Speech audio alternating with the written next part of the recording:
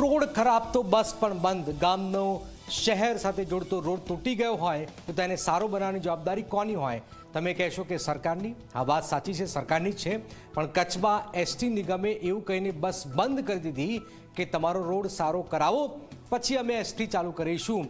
જુઓ એસટી વિભાગના દાદાગીરી ભર્યા નિર્ણયનો આ ખાસ અહેવાલ.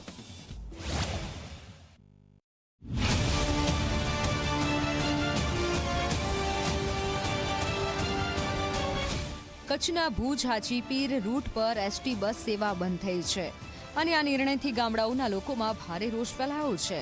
ખરાબ રસ્તાના કારણે બસ સેવા બંધ કરવામાં આવી હોવાનું એસટી વિભાગે જણાવ્યું. પરંતુ સવાલ એ છે કે રસ્તા સુધારવાની જવાબદારી શું ગામ લોકોની છે?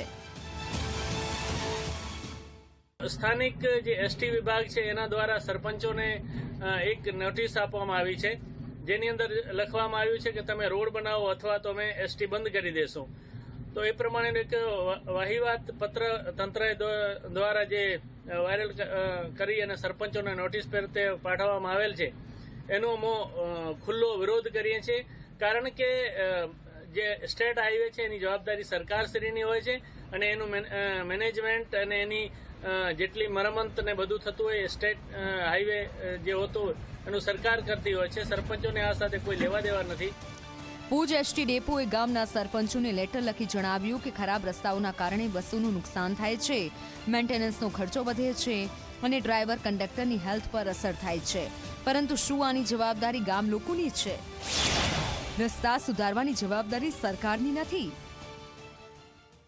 હાજીપીર ફાટકથી લઈને બોરું, ગુંતલી અને દોરો આ ગામ વચ્ચે લગભગ 25 થી 32 કિલોમીટરના રેડિયસમાં એટલા બધા ખાડા પડી ગયા છે અને રસ્તો એવો એટલો ઉબડ ખાબડ છે.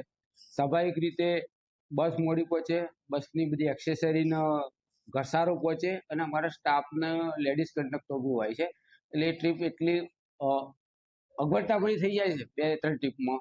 અને ગાડીમાં કામ વધતા ગાડી ધીમી હકાતા બીજી ટ્રીપ ડિલે થવા પામે છે. એક વધારા સહિયારો પ્રયાસથી પોઝિટિવલી ફટાફટ કામ થાય, એસટીની સગવડ એમને નિયમિત રહે, અનિયમિતતા ન રહે. લેટ થાય છે, ગાડીને નુકસાન થાય છે, ટાયરના કાચના અને સ્પ્રિંગનો.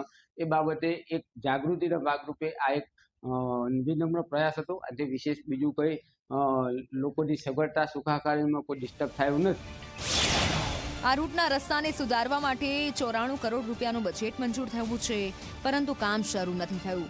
આ દરમિયાન ગરીબ અને અંતરિયાળ વિસ્તારના લોકો માટે એસટી બસ એકમાત્ર આશાનું કેન્દ્ર હતી અને હવે તે પણ બંધ થતા લોકોને શાળા, હોસ્પિટલ અને બજાર જવા માટે ભારે મુશ્કેલીઓનો સામનો કરવો પડી રહ્યો છે.